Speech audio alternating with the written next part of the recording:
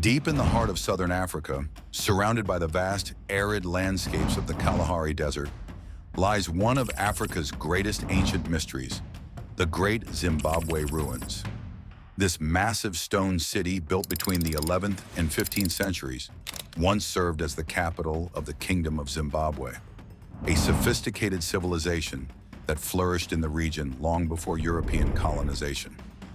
For centuries, the ruins remained shrouded in mystery as scholars and explorers struggled to unlock the secrets behind this monumental site. The Great Zimbabwe Ruins are a testament to the ingenuity and skill of the people who built them. Composed of sprawling stone structures, including the famous Great Enclosure and the Hill Complex, the site is one of the most remarkable examples of African stonework. But despite its prominence, the city's origins and purpose remain enigmatic. Who were the builders of Great Zimbabwe, and what was its role in the ancient world? How did a civilization capable of constructing such an architectural marvel rise to prominence and then suddenly decline? To answer these questions, we must journey into the past, tracing the rise, golden age, and eventual decline of this incredible kingdom.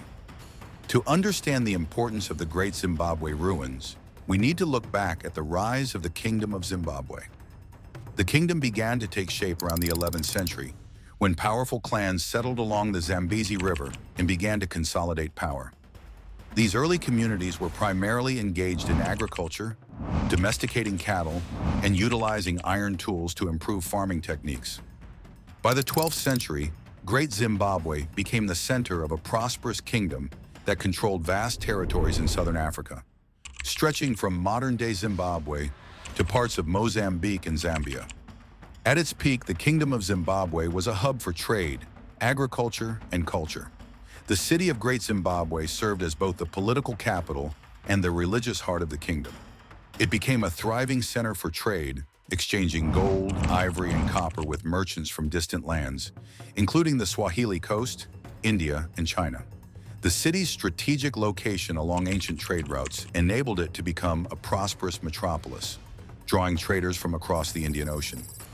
Archaeological excavations have uncovered beads from Persia, porcelain from China, and coins from Arabia, proving that Great Zimbabwe was not an isolated kingdom, but an active participant in the global trade network of the medieval world. The wealth of Great Zimbabwe was largely built on its vast gold reserves. Gold mining became one of the most significant economic activities, and the rulers of Great Zimbabwe controlled the extraction and distribution of this highly valuable resource.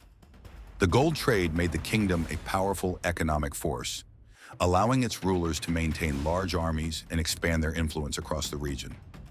The architectural complexity of the Great Zimbabwe Ruins is what sets it apart as one of the most remarkable ancient sites in Africa. The city's construction began around the 11th century and continued for over 4 centuries, with various phases of development. What makes this site so striking is the fact that the entire city was built without mortar, an architectural technique known as dry stone construction. The most iconic structure at Great Zimbabwe is the Great Enclosure, a massive stone wall that encloses a large area, believed to have been a royal compound or religious center. The wall is over 10 meters, 33 feet high in some sections, and it stretches for nearly 250 meters, 820 feet. The stones used to build the Great Enclosure were cut to fit perfectly without the use of mortar, showcasing the builders' advanced knowledge of engineering. Some historians speculate that the Great Enclosure may have served as a palace for the ruling elite, while others believe it was a sacred site used for ceremonies. Another notable feature of the site is the Hill Complex, which sits atop a hill and includes several stone-built structures. The Hill Complex was likely the residence of the king and his court, offering a panoramic view of the surrounding area.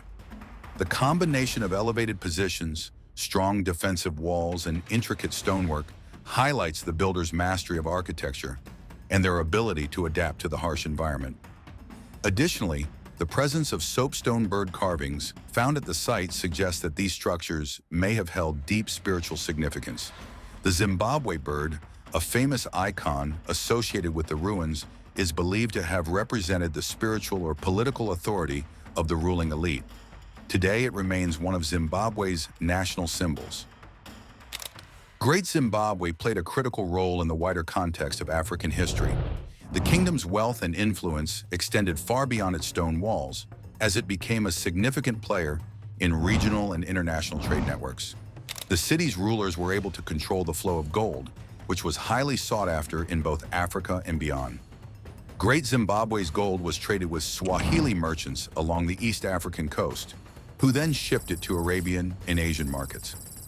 This trade helped establish Great Zimbabwe as an economic powerhouse in the Indian Ocean world. Archaeological evidence suggests that Great Zimbabwe was also a center for skilled craftsmanship.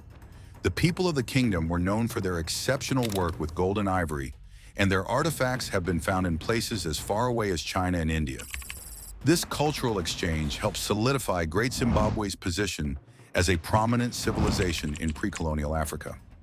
The kingdom's religious significance was also integral to its power. The Great Zimbabwe Ruins are filled with symbolic carvings and artwork that suggests the site was a center for worship, possibly dedicated to ancestral spirits or the sun god. The kingdom's leaders may have used their association with these deities to legitimize their rule and maintain control over their subjects. Life in Great Zimbabwe was vibrant and complex. The city's inhabitants were skilled artisans, farmers, traders, and spiritual leaders who formed a thriving community.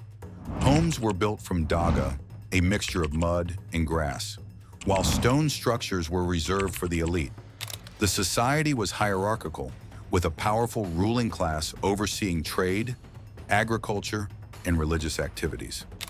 Women played crucial roles in both the economy and social life, contributing to farming, pottery, and weaving. Festivals and rituals were common, often held in the Great Enclosure or the Hill Complex, reinforcing communal bonds and spiritual beliefs. By the late 15th century, however, the once great kingdom of Zimbabwe began to decline. Historians are still uncertain about the exact causes of this decline, but several factors likely played a role. Environmental changes, such as prolonged droughts, may have weakened the kingdom's agricultural base. As the once thriving trade routes began to shift and new kingdoms rose to prominence in the region, Great Zimbabwe lost its economic and political power. The final blow to the kingdom's prominence came with the rise of the Mutapa Empire to the north, which gradually overshadowed Great Zimbabwe in terms of wealth and influence. The decline of the kingdom led to the eventual abandonment of the Great Zimbabwe Ruins by the late 15th century. By the 17th century, the once prosperous city was left in ruins, hidden by the thick bush and virtually forgotten. The Great Zimbabwe Ruins remain one of the most awe-inspiring and enigmatic archaeological sites in Africa. While much has been uncovered about its construction, economy, and cultural significance, many questions remain about the precise nature of the city's decline and abandonment. What caused the collapse of one of Africa's greatest civilizations? How did such a complex and powerful kingdom vanish from history? Though these mysteries may never be fully solved, the legacy of Great Zimbabwe endures as a reminder of the incredible achievements of African civilizations long before colonialism arrived. It continues to inspire and inform, offering a glimpse into a past that deserves to be remembered and celebrated.